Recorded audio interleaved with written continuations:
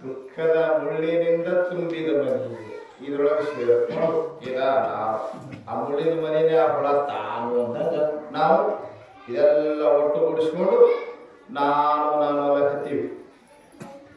ಸಮಜ್ಮೆ ಆಯ ಗೀತಾ ಹೇಳತ್ತು ಇದು ನೀ ಹಾಕೊಂಡು ಹಂಗಿದ್ದಂಗಪ್ಪ ಅಷ್ಟೇ.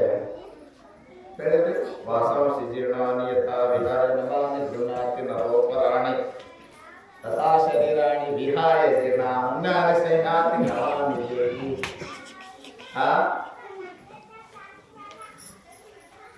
ಹಾಕೊಳ್ಳೋ ಅಂಗಿಗೆ ನಾ ಅಂದ್ರೆ ಹೇಗೆ ಚಂದರ ಅಂಗಿಗೆ ನಾ ಅಂತೀರಿ. ಅಂಗಿನೇ ಬೇರೆ ನೀವೇ ಬೇರೆ ಹೋದ್ರಿ.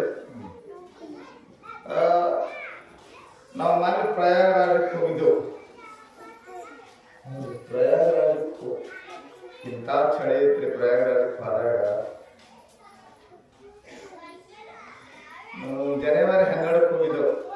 ಜನವರಿ 12ಕ್ಕೆ ಭಾಳ ಚಳಿ ಇತ್ತು. ಈಗ ಆರಾಮ ಐತಿ ನೋಡಿ. ಈಗ ಆರಾಮ ಐತಿ, ಎಲ್ಲ ಮುಗಿದೇ ಹೋಯ್ತು. ಇಂಥ ಚಳಿ ಇತ್ತು. ಒಳಗೆ ಬನೆದ ಮ್ಯಾಗ ಮತ್ತ ಅದು ಶರ್ಟ್ ರೀ. ಎಂಥದ್ದು ಶರ್ಟ್ ಅಂದ್ರೆ ಉಲರ್ನಿ ಟೀ ಶರ್ಟ್, ಅದರ ಮ್ಯಾಗ ಅಂಗಿ ಮ್ಯಾಗ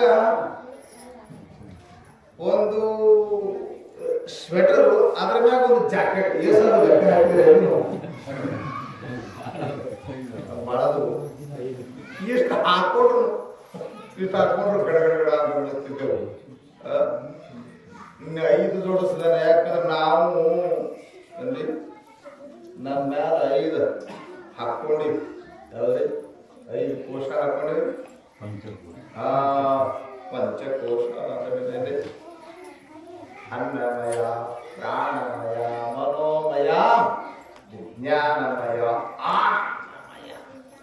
ಇವೆಲ್ಲ ಹಾಕೊಂಡು ಶರ್ಟ್ಗಳಿರ್ತವೆ, ಅಂಗಿಗಳಿರ್ತವೆ. ಮ್ಯಾಗ ನೀವು ಬನೆ ಹಾಕೊಂತೀರ, ಬನೆ ಮ್ಯಾಗ ಅಂಗಿ ಹಾಕೊಂತೀರಿ. ಮ್ಯಾಗ ಕೋಟ್ ಹಾಕೊಂತೀರಿ. ಇದು ಕೋಟ ಸ್ಥೂಲ ಶರೀರ, ಬನಿಯನ್ನು ಸೂಕ್ಷ್ಮ ಶರೀರ, ಅಂಗಿ ಸೂಕ್ಷ್ಮ ಶರೀರ, ಬನಿಯನ್ನ ಧಾರಣ ಶರೀರ.